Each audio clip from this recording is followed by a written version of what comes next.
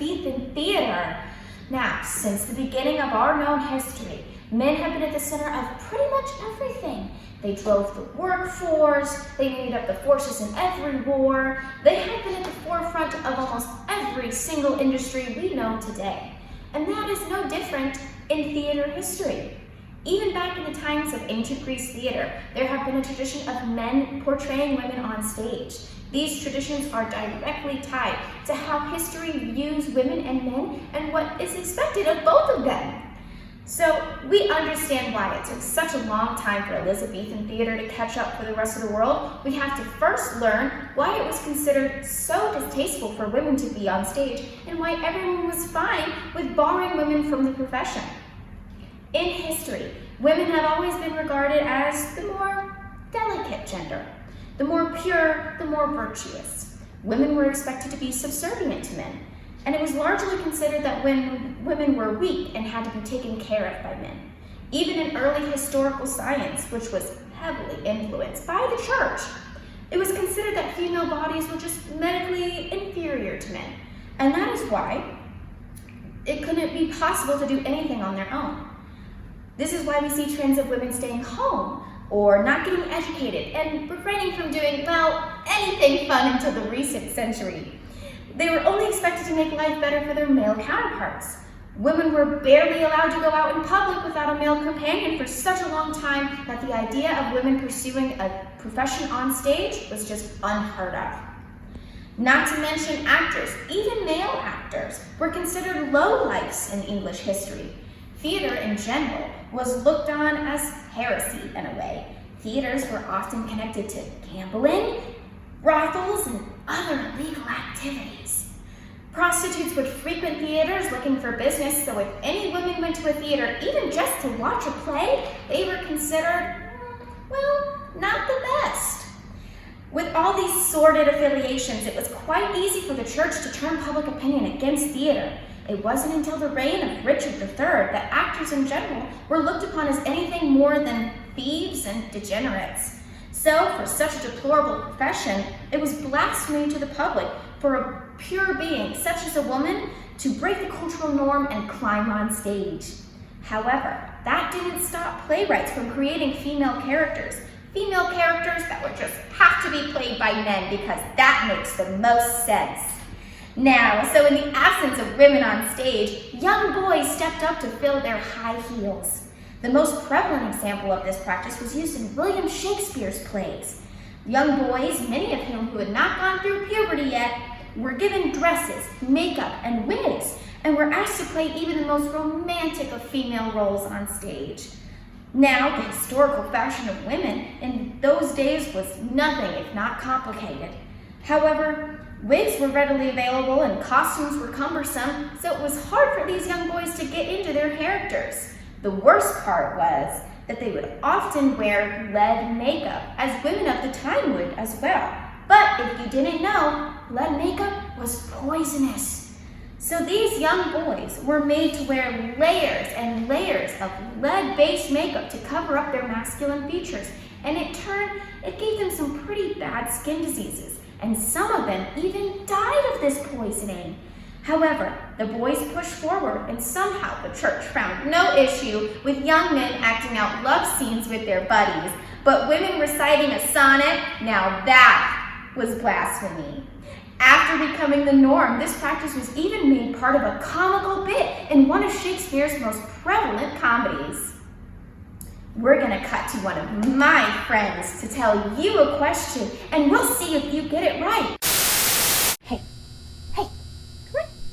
come on, wake up, yeah. Hi, good morning. I just want to see my kids. Please. Oh, well, not yet, but that's okay. I need you to read the card. Please just let me No, go ahead and read the card.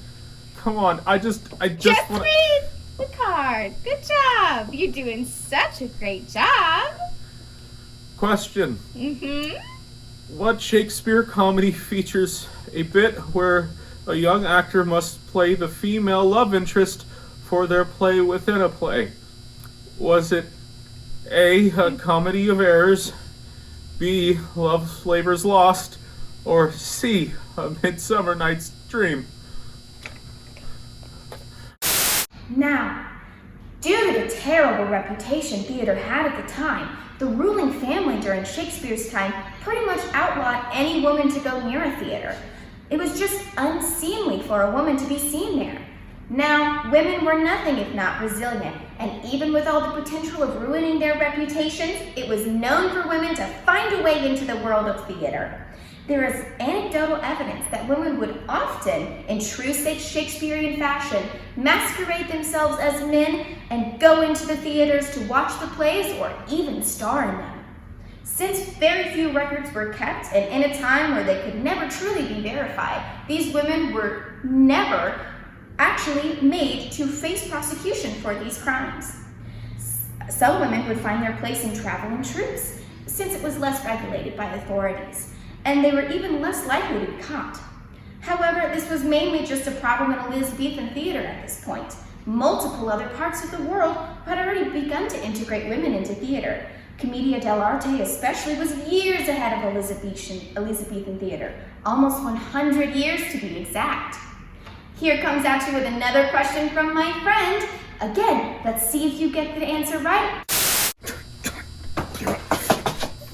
Wait a second, you still have some more questions to say. Yeah. Go ahead and read the second question. Okay. Oh, God. Question. What was the name of the first Italian actress to partake in theater through the troupe Campagna dei Gelosi? Was it A. Elsa Martinelli, B. Isabella Andreini, or C. Yada de Laurentiis? Is that right? Oh, God.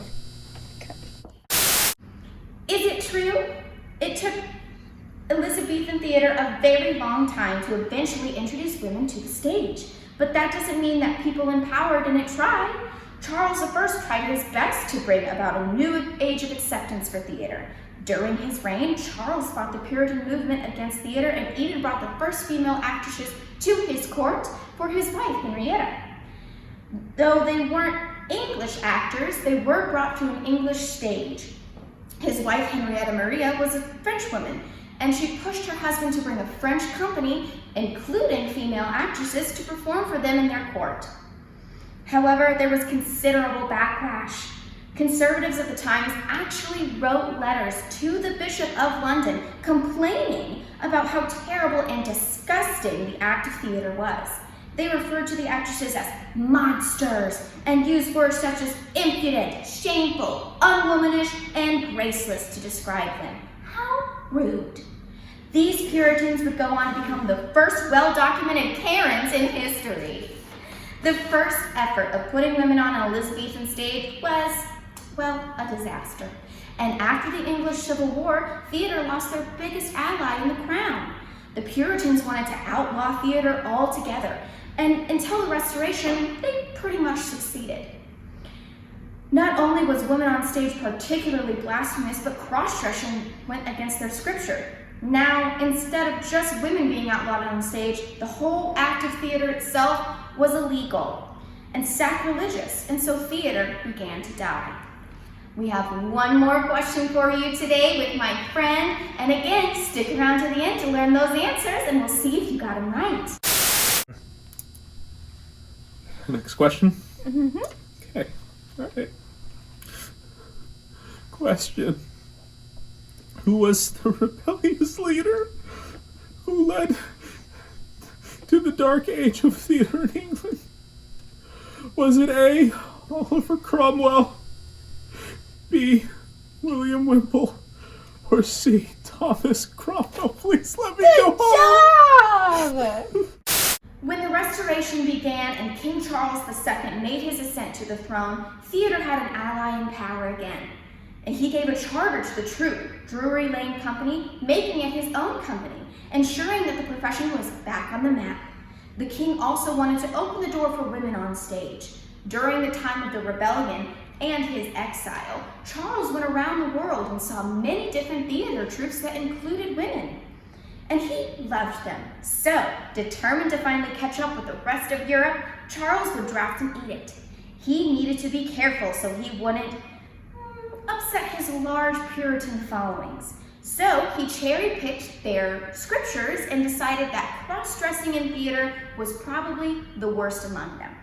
So, since cross-dressing presented such a problem to the religious teachings of the Puritans, Charles decided to draft a law.